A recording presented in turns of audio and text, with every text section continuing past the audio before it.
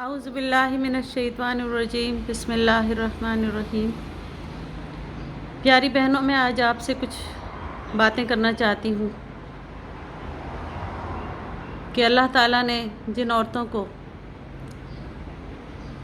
ازدواج کے رشتے میں باندھ دیا تو ان پر اللہ تعالیٰ نے کچھ ذمہ داریاں بھی ڈالیں، اور وہ ذمہ داریاں یہ ہیں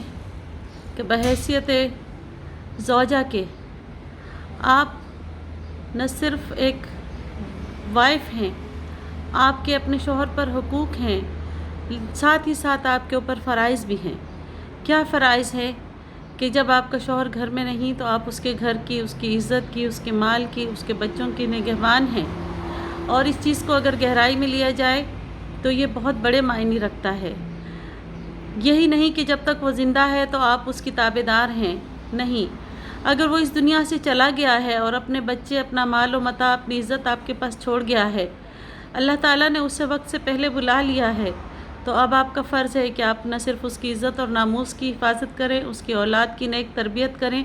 اور اس کے لیے دعائے مغفرت کریں اور اس کو ہمیشہ اچھے نام سے یاد کریں۔ ادروائز یہ بہت گناہ کی بات ہے